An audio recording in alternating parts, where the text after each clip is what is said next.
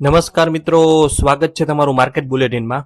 આજના વિડીયો આપણે વાત કરી છે ગોડિયમ આઈવીએફ એન્ડ વુમન લિમિટેડના આઈપીઓ વિશે તમામ વિગતવાર માહિતી આપશું તમને, એ પણ આપણી ગુજરાતી ભાષામાં. તો ચેનલને સબસ્ક્રાઇબ ન કરી હોય તો સબસ્ક્રાઇબ કરી લેજો. ચાલો વધુ વાત ન કરતા શરૂઆત કરીએ કંપનીની બિઝનેસ મોડલની. તો ગોડિયમ આઈવીએફ એ મુખ્યત્વે નિસંતાન દંપતીઓને સંતાન સુખ આપવા માટેની આઈવીએફ અને ફર્ટિલિટી સારવાર પૂરી પાડતી હેલ્થકેર ચેન છે. Company hub and spoke model ઉપર કામ કરે છે, જેમાં દિલ્હી, મુંબઈ અને બેંગ્લોર જેવા મુખ્ય શહેરોમાં મોટા સેન્ટરો છે, જ્યાં ઓપરેશન અને જટિલ લેબ ટેસ્ટ થાય છે. જે તેની આસપાસના વિસ્તારોમાં સ્પોક એટલે કે નાના ક્લિનિક્સ છે, જ્યાં દર્દીઓની શરૂઆતની તપાસ અને સલાહ આપવામાં આવે છે. કંપની માત્ર ડોક્ટરની ફી જ નહીં પણ પોતાની ઇનહાઉસ ફાર્મસી દ્વારા દવાઓ વેચીને પણ આવક મેળવે છે. તેમની પાસે GAAT જેવી એડવાન્સ ટેકનોલોજી છે, જેનોમ ટેસ્ટિંગ દ્વારા સારવારનો સચોટ દર વધારે છે. એસેટ લાઇટ મોડલના કારણે કંપની જમીન મકાન ખરીદવાના બદલે ભાડાના સેન્ટરો ચલાવે છે, જેથી તે ખૂબ ઝડપથી નવા શહેરોમાં વિસ્તરી શકે છે.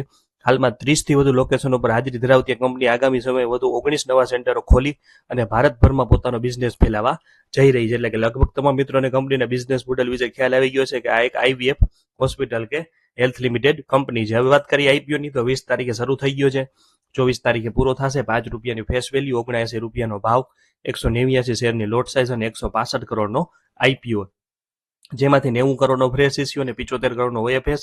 એન્કર બુક 19 તારીખે આવી ગઈ છે. કેટેગરી ડિટેલ્સની વાત કરીએ તો રિટેલર માટે 35%, 189 શેરની અરજી કરવાની, રકમ થાય 14,931 અને તેના માટે 38,678 અરજીઓ અનામત રાખવામાં આવેલી છે. સ્મોલ એચએનઆઈમાં 2,646 શેરની અરજી કરવાની, રકમ થાય ₹2,09,034 અને તેના માટે 395 અરજીઓ.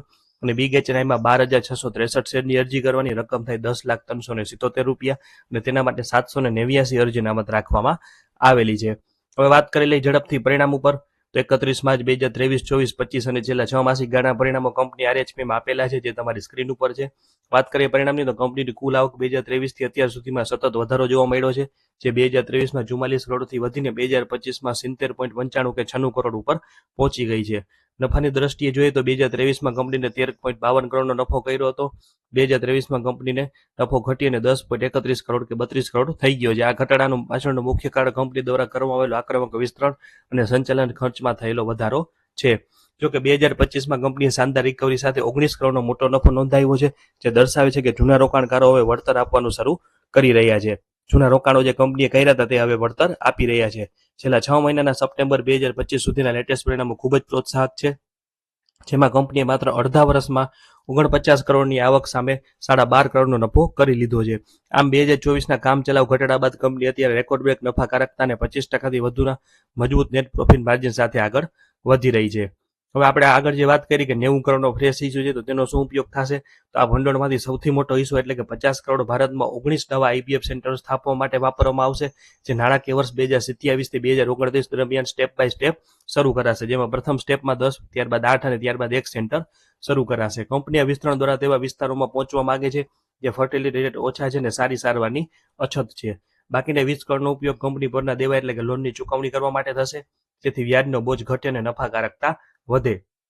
બાકીની રકમ સામાન્ય કોર્પોરેટ હેતુઓ માટે ફાળવવામાં આવી છે. ડોક્ટર મનિકા ખન્નાના અનુભવ અને કંપનીના સફળ હબ અને સ્પોક મોડલના આધારે આ વિસ્તરણ ભારતની ઝડપથી વધતી જતી આઈવીએફ માર્કેટમાં કંપનીનો હિસ્સો મજબૂત કરશે. હવે વાત કરી લઈ કંપનીની 5 સારી અને 5 નબળી બાબતોની. શરૂઆત કરશું સારી બાબતોથી. તો પ્રથમ છે કે અનુભવી લીડરશિપ. ડોક્ટર મનિકા ખન્નાનો 20 વર્ષથી વધુનો બોર્ડ અનુભવ અને મેનેજમેન્ટ ઉપર પકડ છે. ત્યારબાદ છે મજબૂત ફાઇનાન્સ, એટલે કે 25થી 27% પ્રોફિટ માર્જિન અને 41% જેવો શાનદાર રિટર્ન ઓન ઇક્વિટીનો દર. ત્યારબાદ ત્રીજું છે કે એડવાન્સ ટેકનોલોજી, પોતાની માલિકીની જે ટેકનોલોજી જટિલ કેસોમાં સફળતાનો દર વધારે છે. ચોથું છે એસેટ લાઇન મોડલ, એટલે કંપની જમીન મકાન ખરીદવાના બદલે ભાડા ઉપર સેન્ટરો ચલાવે છે. અને પાંચમું છે કે મજબૂત એન્કર બુક, જેમાં કાર્નિયર અને હોરનબિલ જેવા દિગ્ગજ ફંડનું રોકાણ છે, જે વિશ્વાસ વધારે છે.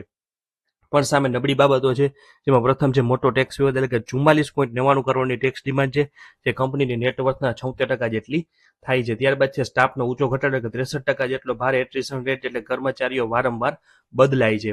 ત્રીજું છે કે આખા દેશના ઓપરેશન માટે માત્ર 5 એમ્બ્રિયોલોજીસ્ટ પર નિર્ભરતા છે, જે ઓપરેશનલ રિસ્ક છે. ચોથું છે કે પ્રમોટર સાથેના મોટા નાણાકીય વ્યવહારો, એટલે કે ભાડું ફી જે હિતોના સંઘર્ષ જેવું છે. અને છેલ્લું છે નાની ઇસ્યુ છે, એટલે કે આઈપીઓની સાઇઝ નાની હોવાથી એલોટમેન્ટ મળવાના ચાન્સ ખૂબ જ ઓછા છે.